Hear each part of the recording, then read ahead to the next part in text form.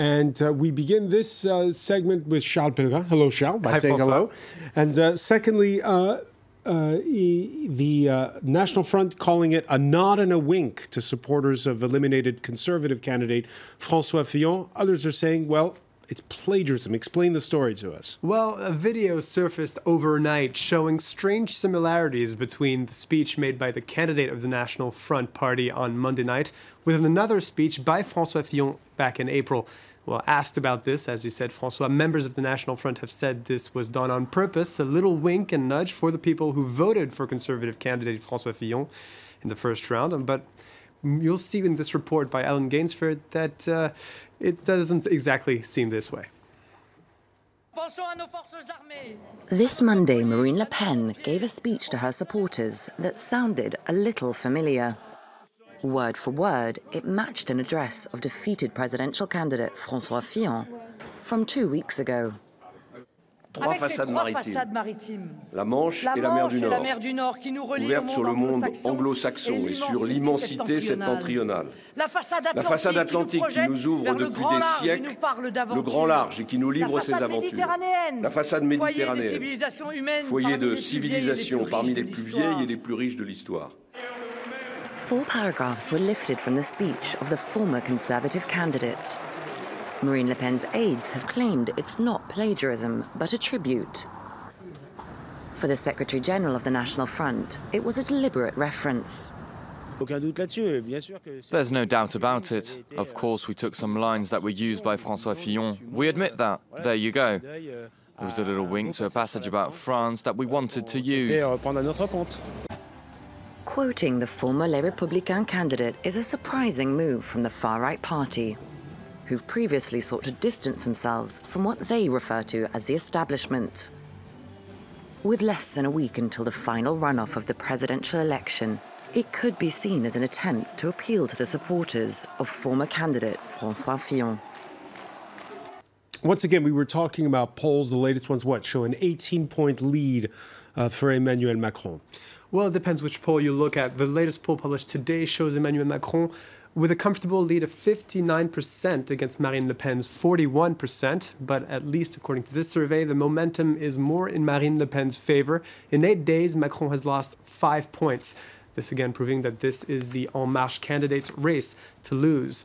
Well, France 24 has been working on its own set of data in partnership with Vox Pop Labs through the app Vote Compass, a tool which enables users to see how their political views align with those of the candidates running for president here in France. Over 200,000 people have used Vote Compass at this point, which gives us a lot of valuable information for this election. Well, to help us sift through some of this data, Vox Pop Labs election analyst Howard Cohen is joining us on the line. Howard, I'd like to start with a fairly specific question. Just over 7% of people in France are Muslims. Well, have you found any noteworthy findings with regards to how the French Muslim community is going to vote? Historically, they tend to vote against the anti-immigration National Front. Right. What is surprising, Charles, is that 57% of Muslims in France do not want to accept more immigrants into the country, even though they are traditionally the group that has been the target of anti-immigrant sentiment. And this just highlights how much of a consensus there appears to be in favor of reducing or maintaining certain levels of immigration in France. And this may also largely explain why Marine Le Pen has gained so much traction in this election. What we also see is that 68% of Muslims believe that conspicuous religious symbols should not be banned from public spaces. And the majority of Catholics and atheists disagree with that stance. When we look at what the positions of the candidates are on that particular issue, we see that Le Pen has for a long time made clear that she believes that religion has no place in the streets. Macron disagrees on that perspective. And so this debate ultimately is about a larger issue of identity politics that we've been seeing play out throughout this campaign. Le Pen might be able to actually gain some voters if she plays to this issue of kind of the religious ban in public spaces, specifically if she ties it to the security issue. Macron, on the other hand, might use this religious debate to try to portray Le Pen more as an extreme candidate. So we're definitely seeing religious divides and questions that relate to the secular state play out in this election. Are we seeing any other trends going into the second round that are worth taking a look at? Yeah, we've been closely monitoring our Vote Compass crowdcasting, which is based on how French citizens would predict this election. And although we're seeing that Macron is ahead, the race is narrowing between the two candidates.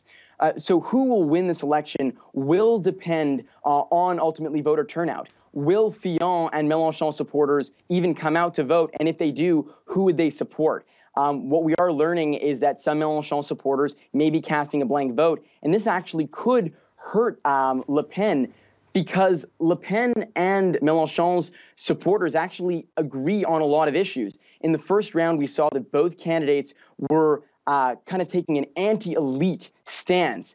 Both of them also took an anti-EU stance. Based on Vote Compass data, we also see that 70% of the French electorate say that unemployment and the economy are priorities for them.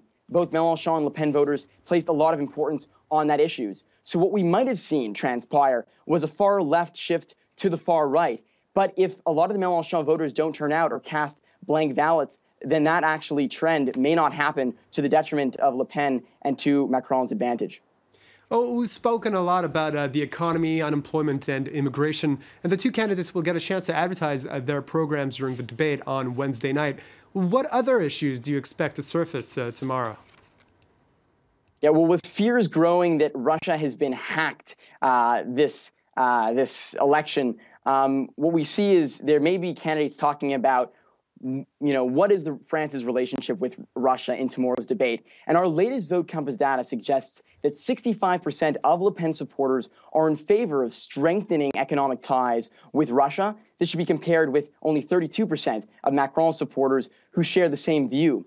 Le Pen, of course, met with Russian President Vladimir Putin back in March, and relations with Russia, when you look back to the U.S. election in 2016, that was a hot-button issue particularly as soon as we saw concerns over cyber meddling in the election.